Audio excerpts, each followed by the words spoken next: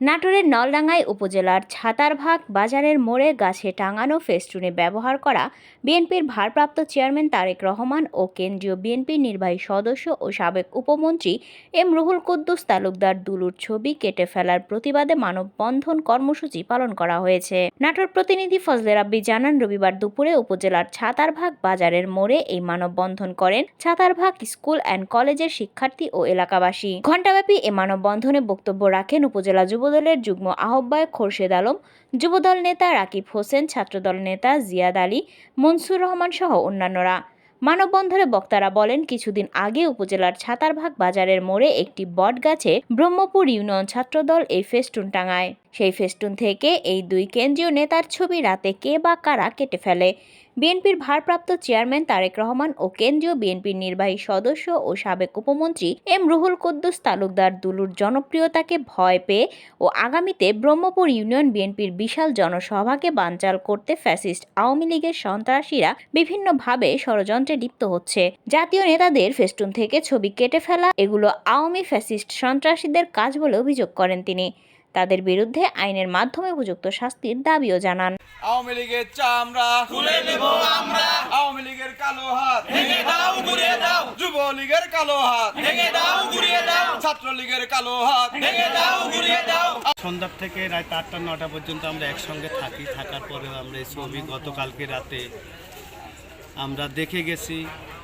আর এখানকার যত আওয়ামী লীগের একই চিন্তাধারা 5টা ইউনিয়নে যে কয়টা প্রোগ্রাম হলো, 4টা ইউনিয়নে রুহুল কুদ্দুস তালুকদার দুলুর জনস্রোত দেখে তারা হতবাক। এবং সর্বশেষ আমাদের 1 নম্বর ব্রহ্মপুর ইউনিয়ন প্রোগ্রাম, এই প্রোগ্রামটা যাতে আমরা করতে না পারি, সফল করতে না পারি, এই জন্য এখানকার কিছু সর্বহারা উৎপত্তি ঘটেছে। এবং গতকাল অনেকেই জোটলা বেঁধে আপনার হচ্ছে যে অনেক কথাবার্তা, আপনার হচ্ছে যে ঘোরাফেরা, ভয় ভীতি, হুমকি ধামকি এসব দিয়ে গিয়েছে। এবং এখানে গতকালকে রাত্রে মিটিংও হয়েছে, বাহির থেকেও কিছু লোকজন আসছে।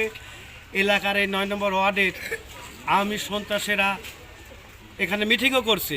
করার পরে সকালবেলা আমরা ঘুম থেকে উঠে এসে দেখি আমাদের প্রাণপ্রিয় নেতা, আগামী দিনের রাষ্ট্রনায়ক জনাব তারেক রহমানের এই যে আপনারা দেখছেন মাথার ছবি নেই। এবং আমাদের প্রাণপ্রিয় নেতা, মাটি ও মানুষের নেতা, আধুনিক নাটোরের উপকার অ্যাডভোকেট এম রুহুল কুদ্দুস তালুকদার দুলু সাহেবের গোলা পর্যন্ত কেটে ফেলেছে তারা। এবং তারা এটাই আমাদেরকে ইঙ্গিত দেয়, সেটা হচ্ছে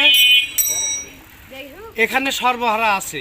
এবং আগামী দিনে যদি রুহুল কুদ্দুস তালুকদার দুলুর নির্বাচন করি বা আমরা বিএনপি করি, তাহলে বিগত দিনে তার ভাতিজা সাব্বির আহমেদ তালুকদার গামাকে এবং মাজদুর রহমান মাজুকে, এদেরকে যেভাবে তারা গোলা কেটে হত্যা করেছে, রুহুল কুদ্দুস তালুকদারকেও গোলা কেটে হত্যা করবে। এবং আমাদেরকেও তারা এইভাবে একই অবস্থায় গোলা কেটে হত্যা করবে, এরকম একটা হুমকির ইঙ্গিত আমাদেরকে দিয়ে গেছে তারা।